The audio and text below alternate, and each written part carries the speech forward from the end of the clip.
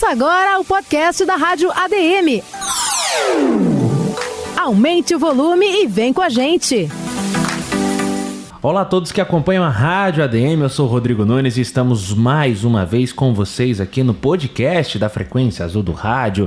É sempre bom estar com vocês nesse bate-papo descontraído e eu estou sempre acompanhado dela, Elisa Ventura. Seja bem-vinda, Elisa. Olá, Rodrigo, muito obrigada por essa acolhida sempre tão calorosa. É isso mesmo, hoje mais um podcast e a gente tá bombando, hein? Show de bola, Parece isso é que importante. As pessoas estão gostando. Tô feliz com isso, estamos no YouTube, Spotify, onde mais? Com uma identidade nova, né? É bom lembrar isso. Muito obrigada, viu, Matheus, pela participação aí. Show de bola. E Elisa, o pessoal já tá querendo saber qual é o tema dessa semana. Hoje a gente está conversando sobre governança em compras públicas, um assunto muito interessante. Já aprendi algumas coisas ali na TV e tenho certeza que a gente vai aprender mais aqui juntos. Show de bola! E para isso temos um entrevistado que sabe tudo, né? E que foi especialmente escolhido. Ele é auditor federal de Finanças e Controle da Controladoria Geral da União, João Luiz Domingues. Ele também é pós-graduado em Orçamento Público pelo Instituto Cerzedelo Correia, UISC, e em Gestão Pública pela Escola Nacional de Administração Pública, a ENAP. Seja bem-vindo, professor. Muito obrigado, Elisa. Obrigado pelo convite. Tá, então aí, bola pra frente, né? E, João, eu fiquei sabendo que a entrevista aí na TV foi um sucesso, né? O público interagiu, participou. Como é que foi para você ver essa interação, o pessoal tão ligado nesse tema? Eu acho super importante, né? A divulgação, ela traz isso, né? Houve a divulgação por parte de vocês. Eu também divulguei no portal de licitação e contrato que eu tenho, né? O portal LEC, o portal LC e o grupo de WhatsApp também nós divulgamos. Então, as pessoas participam em busca do conhecimento, troca de informação. Eu costumo falar que no âmbito de compras públicas, o melhor ambiente é aquele de troca de informações, troca de conhecimentos, em que você pode consultar um colega, em que você vai tirar uma dúvida com ele, ou de repente você vai explicar uma coisa para ele e você aprende uma outra coisa. Então esse ambiente ele é muito bom porque ele é troca, né? Ele acaba e é um tema fascinante, né? Em que pese muitos servidores não gostarem ou não quererem trabalhar com compra pública, é um tema que prende, né? É um tema que aguça a pessoa que fica ali a aprender. E eu não sei se o senhor sabe, mas a gente conta também com a divulgação da AGU. O senhor sabia disso? Não sabia. Que é o nosso que é o nosso articulador geral da União, Eduardo Semeghini, que também faz todo esse processo de articulação e divulgação. Então fica aqui o nosso muito obrigada e a nossa brincadeira, né? A gente costuma, nos bastidores, chamá-lo de AGU por conta disso. Ele faz esse processo de articulação muito bem. O Eduardo Paracense é um grande amigo. Até perguntei se ele viria participar do evento, mas ele está envolvido com outras atividades. E na realidade, ele foi o articulador, né? Ele que me apresentou aqui para o conselho. E eu agradeço o Eduardo aí. O Rodrigo, e o professor diz que estudou para essa entrevista. E é muito importante, né, isso? Até porque você teve muita interação das pessoas, muitas perguntas que não estão no roteiro, por isso é bom estar preparado, né? Assistiu outras entrevistas. Conta pra gente como é que foi essa preparação. O que acontece, Elisa? Governança das compras públicas é um tema que, por si só, ele, em que pese ser um estreitamento da governança pública, né? Ele é um nicho da governança pública. A governança das compras públicas, ela é um mundo. Então, se você não buscar o que tem hoje no mercado mais atual, você não consegue ter um bom resultado, você não consegue aferir um bom resultado. Então, eu vi algumas entrevistas de governança recente, eu vi do ministro Augusto Nardi, do TCU, do secretário federal de controle, Antônio Carlos Leonel, vi a entrevista do Franklin, também para a ENAP, vi algumas entrevistas escritas, li algumas entrevistas escritas do Renato Carder, lá do Rio, a entrevista da Isabela Brito, do Tribunal de Justiça do DF, né? Então, eu não só vi alguns vídeos, mas também como eu li algumas entrevistas, né? Elisa, e o público participou, teve muitas perguntas. Como é que foi aí esse ADM Entrevista? A gente teve bastante interação, Rodrigo, foi assim um assunto que chamou a atenção das pessoas por conta disso, né? É um mundo, como disse o professor, que você precisa dominar para trabalhar nesse setor e nem sempre as informações estão tão disponíveis assim. Nesse sentido, eu queria até ver aqui com o professor, porque a gente tem aqui, eu tenho, olha, umas 10 fichas de perguntas. O que a gente não abordou na entrevista da TV que o senhor acha interessante a gente falar aqui nesse podcast? Eu acho importante a gente falar de um tema muito recorrente hoje, que é a centralização de compras.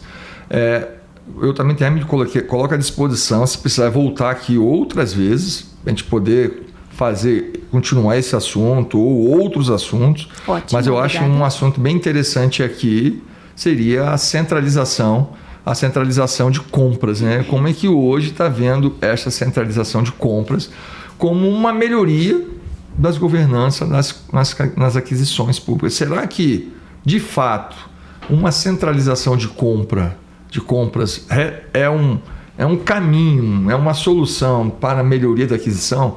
Por que a gente pode falar isso, Rodrigo? Porque numa central de compras você bota os melhores lá.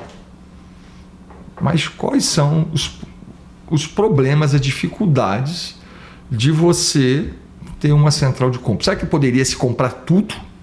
Ou, de repente, o que for mais crítico, o que for mais relevante? Até se questiona por que os hospitais não fazem uma central de compras dos hospitais públicos.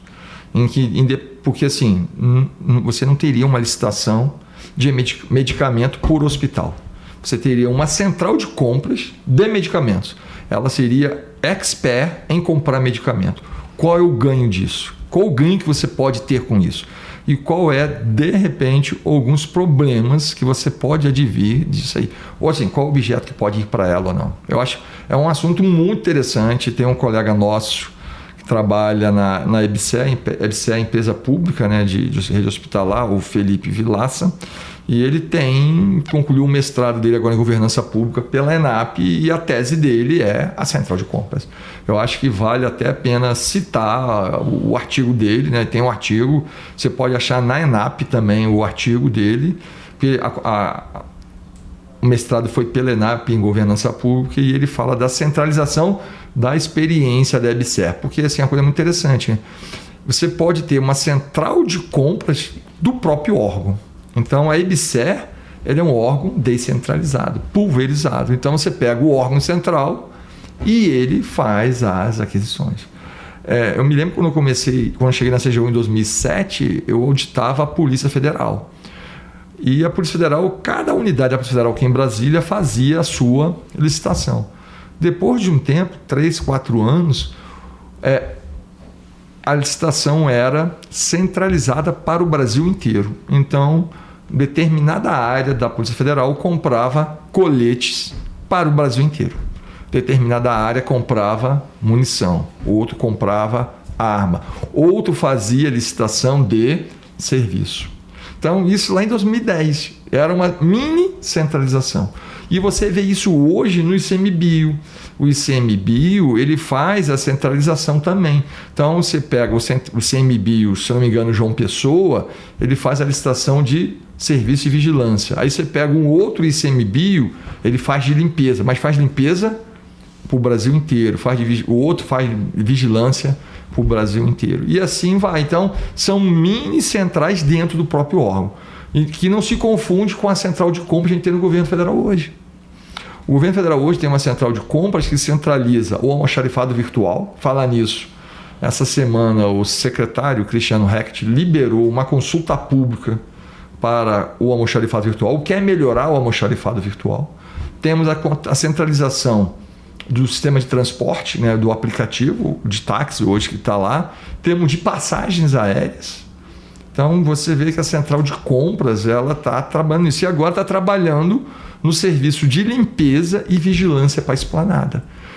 Aí, assim, qual é o ganho de você ter pessoas especializadas trabalhando no planejamento, na contratação? A execução acontece nos órgãos, mas o pagamento acontece lá. Então, os órgãos, por exemplo, no sistema de transporte hoje, que nós temos por meio de aplicativo, se eu uso um carro desse, táxi, vem a fatura, se atesta, mas a administração, a CGU, transfere o recurso para o Ministério da Economia para poder fazer o pagamento. Então, centraliza até o pagamento. Então, você vê que tem umas vantagens. Agora, qual o problema da desvantagem da centralização que eu entendo, Rodrigo e Elisa? Às vezes, a demora. Para você fazer uma licitação para a centralização do sistema de transporte, quanto tempo demora? A burocracia ainda é uma pedra no sapato, né? Mas não é só burocracia, não. Você consolidar todas as demandas. Você tem que abrir um prazo para os órgãos apresentarem as suas demandas. Aí consolida, estuda a solução, faz o ETP, né? Estuda a solução, termo de referência e licitação. Fizeram isso para a compra de informática. Demorou 2 anos. Será que o órgão poderia esperar isso tudo? Então, algumas coisas centralizadas eu acho que resolvem. Por exemplo, passagem aérea, o sistema de transporte. Agora, se for uma coisa mais pontual, igual o computador, informática, às vezes já não é. Então, você tem vantagens e desvantagens com a centralização de compras. Agora, eu achei interessante na sua primeira fala, o senhor destacou que, como é que eu posso dizer? Muitas pessoas, alguns servidores não gostam do assunto, muitas pessoas não dão devido valor, mas é extremamente importante e está envolvido na sociedade. Todo mundo precisa estar antenado nisso, né? É o que eu costumo falar, Rodrigo. A gente critica o governo, corrupção, que os serviços são ruins, mal prestados, mas nós, quanto servidores públicos, o que a gente faz para melhorar as compras públicas? Então, é o que nós falamos lá na TV, Elisa. É o comprometimento, é o servidor reconhecer dentro do órgão a importância dele para o processo de compras públicas. Porque se ele não se reconhece, ele não sabe por que ele está fazendo aquele ato. Por que ele tem que participar de um grupo de elaboração de estudo técnico preliminar. Por que ele tem que escrever o termo de referência? Ele não consegue interagir com isso. Então, ele não consegue apresentar o melhor resultado. E uma alternativa, professor, seria participar desses fóruns, por exemplo, dos aplicativos de conversa que o senhor citou na TV? Como é que essas pessoas podem estudar e podem estar sempre atualizadas? Então, eu acho que isso aí depende muito do servidor. Então, por exemplo, eu citei o GestGov. O GestGov, ele até um tempo atrás, ele era o NELCA, criado pelo Franklin Brasil e pelo Ronaldo Correia. Mas a plataforma do NELCA era o grupo Gmail. Só que ele não estava mais suportando. Aí o Walter Cunha ofereceu a plataforma do GestGov e migrou para lá. Melhorou bastante. Então, você se cadastra e você recebe as informações, as perguntas e a resposta por assunto. Então, você consegue fazer a consulta lá. Fora isso, os grupos de WhatsApp, eu acho que eles são muito interessantes. Então, eu costumo falar isso, eu dou muito curso pelo Brasil afora. Eu acho que o melhor do curso não é o curso. Porque um curso de 16 horas, 24 horas, não vai mudar a sua vida. Não vai fazer você ser uma pessoa melhor. Não vai te trazer o conhecimento que você precisa. Mas ele vai te sinalizar onde você pode buscar informação, no que você precisa melhorar. E a rede de conhecimento que você faz a partir do grupo. Então, eu costumo, cada curso que eu dou, eu tenho um grupo de WhatsApp. Eu não se atreva a perguntar quantos grupos de WhatsApp eu tenho. Não, a gente quer saber. É porque, assim, e sempre tem algumas perguntas que às vezes são dúvidas comuns. Então, o que acontece? A pessoa pergunta ali, aí o que eu faço? Eu espero alguém responder.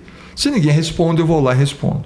Saiu uma nova lei, saiu um novo acordo, saiu um novo entendimento, eu pego isso e encaminho para os grupos. É uma maneira de se manter atualizado, porque até a mim, como servidor público, eu não consigo ler tudo. Eu não consigo, mas eu preciso saber que ontem saiu uma consulta pública para a mudança do almoxarifado virtual. Que ano passado foi publicado o decreto 10.024 e que agora o decreto 10.024 vai ser aplicado nos municípios com 50 a 60 mil habitantes. Eu preciso saber que isso está acontecendo e guardar essa informação, catalogar essa informação em algum lugar, porque se eu precisar, eu vou lá e resgato ela. Então, eu acho que o importante para o servidor hoje buscar o conhecimento e cadastrar essas informações. Porque quando ele precisar, ele vai lá e tem lá a informação que ele quer. Ele só tem que sentar, ler e aplicar na prática dele lá do dia a dia. E como é que as pessoas te acham, professor? O senhor está falando aí que dá cursos, que tem esses grupos. Quem quiser entrar em contato com o senhor, tirar algumas dúvidas ou quiser participar desses grupos, como é que te acha? O senhor citou também um site na TV, né? Isso, eu tenho um site chamado Portal Leque. O portal, espaço, o L, é comercial e o C. Ele é um site de licitação e contrato que originalmente foi fundado por mim, que eu trabalho na CGU, e 2 advogados da União, o Rafael Sérgio e o Daniel Barral.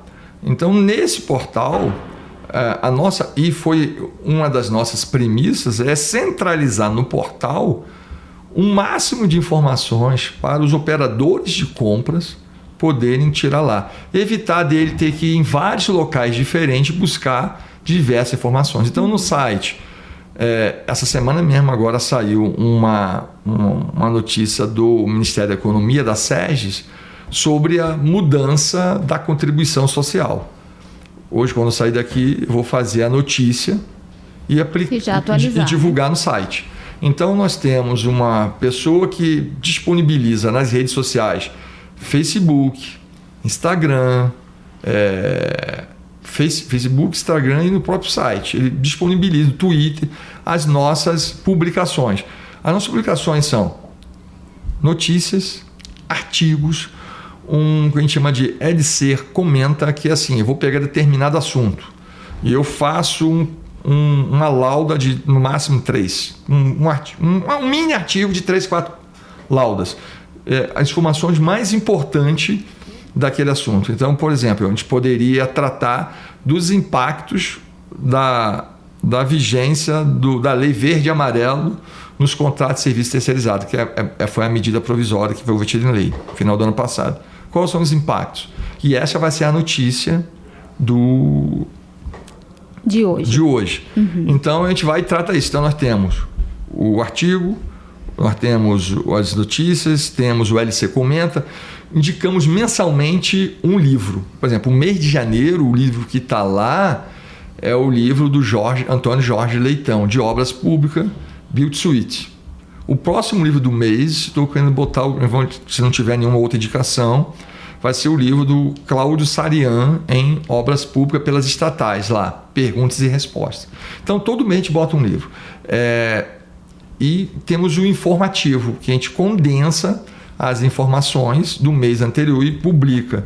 Publica assim, encaminha para quem está cadastrado no site. Uhum. Temos também pareceres da AGU, acórdons do TCU, acordo do STF, do STJ. Então temos uma árvore temática lá que quem é o usuário do site, ele faz a consulta e consegue buscar informação. Se por acaso tiver alguma dificuldade, tem um falo conosco lá, manda um e-mail que a gente costuma olhar. Tá? Às vezes até as pessoas por lá perguntam informações de curso, entrando no curso. Se mandar por lá, a gente também responde.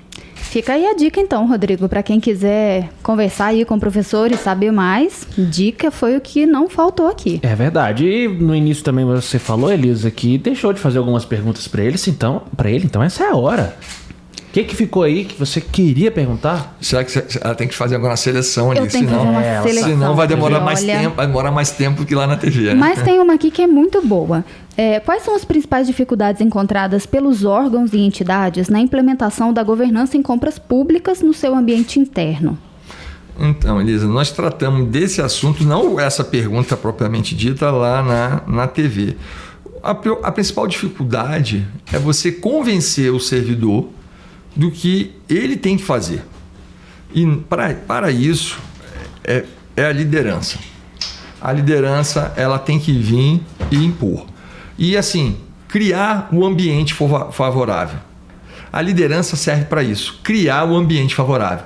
Então fazer o quê? As normas. Do que cada um. Quais são as normas, as competências? Qual é a função de cada um dos atores no envolvimento das compras públicas. Esse é o primeiro desafio. O segundo desafio é você alocar as forças de trabalho de forma adequada à realização das atividades. Isso não é só em quantitativo não, mas também em qualidade. Como é que a gente melhora a nossa força de trabalho? Então, eu citei até o exemplo do Tribunal de Justiça, que ele tem a trilha de conhecimento. Do DF, né? Do DF. O Walter Cunha, ele é fã dessa trilha de conhecimento. O Walter Cunha, o Tiago Bergman, o Sandro Bernardes do TCU, eu, o Frank, já demos palestras e cursos no TJ a partir da execução da trilha de conhecimento. Então, nós temos liderança,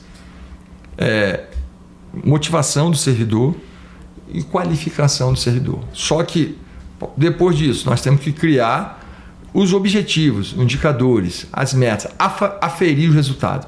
Então, as pessoas que têm que estar à frente do processo têm que ser pessoas altamente qualificadas. Pode ser que a organização não consiga ter essas pessoas.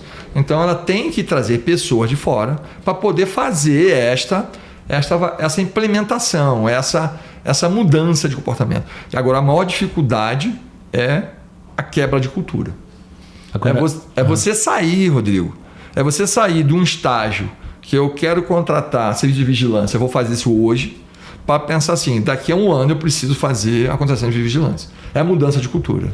Agora, como o Ministério da Economia está se articulando aí para que os órgãos e entidades do Poder Executivo Federal possam, de fato, melhorar os processos de contratação? O Ministério da Economia, a gente tem que tirar o chapéu para o Ministério da Economia, principalmente para a Secretaria de Gestão na SEGES. Aí nós temos o Cristiano Recht, temos o Renato Fenili, temos o André Asch, que eles estão disponibilizando as condições. Então você vê, em 2018 foi publicada a instrução normativa que regulamentou o Plano Anual de Aquisições. Que quando o Renato foi para lá em 2019, ele substituiu. Realmente foi uma transição boa, porque o novo plano, a nova norma, ela trouxe forma mais simplificada que precisava fazer. Então, esse é um ponto positivo. Outro ponto positivo que eles estão fazendo, que qualquer norma que eles queiram publicar, eles dão consulta pública, em que não só os compradores, mas os fornecedores, que é um outro nicho muito interessante, possam contribuir para o aperfeiçoamento da norma. Então, hoje você vê onde foi disponibilizada a consulta do almoxarifado virtual. O decreto 10.024 foi posto em consulta pública durante um tempo.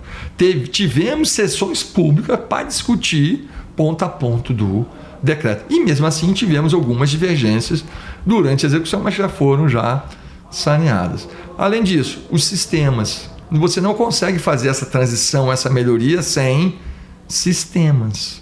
Então está disponibilizado agora o painel de compra, o novo painel de compras. Então é um trabalho muito interessante que estão fazendo, é um trabalho de longo prazo que vai, com o tempo, trazer melhoria, porque você consegue buscar de forma mais assertiva as informações requeridas. E, professor, para a gente terminar, o que você diria para quem trabalha com compras públicas? O senhor disse que é um servidor que precisa estar motivado. Então, o que o senhor diria para essa pessoa? Eu diria que trabalhar com compras públicas, Elisa e Rodrigo, é algo que tem que aflorar na pele. Você tem que vibrar com aquilo que você faz. É você gostar daquilo que você faz. É por isso que eu digo, a alocação, dos servidores devem ser feitas de acordo com o perfil. Se você tem um servidor que tem um perfil para trabalhar com compras, é uma coisa. Se você não tem, ele tem que entender. Ele não tem um perfil, mas vai ter que trabalhar, ele tem que entender qual é o papel dele.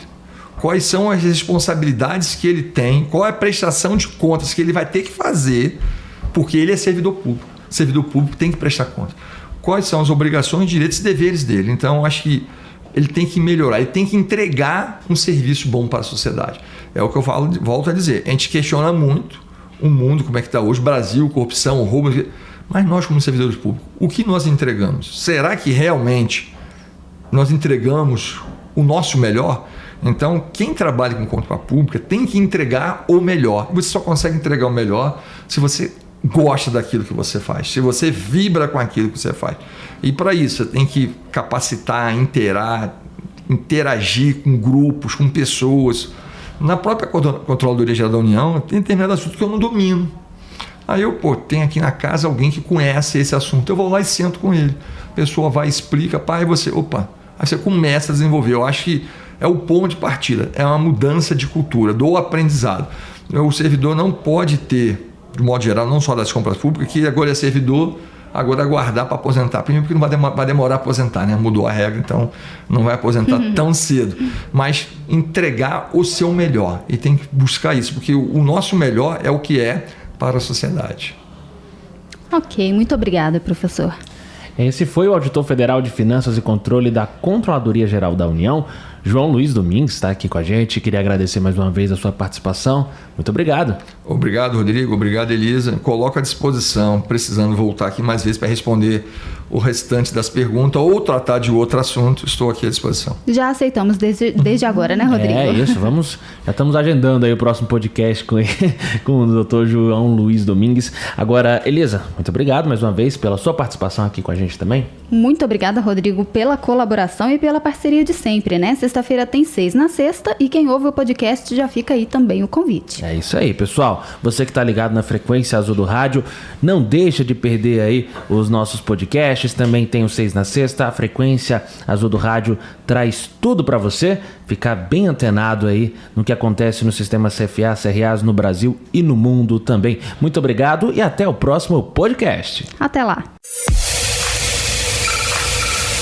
Você ouviu o podcast da Rádio ADM. Até o próximo episódio.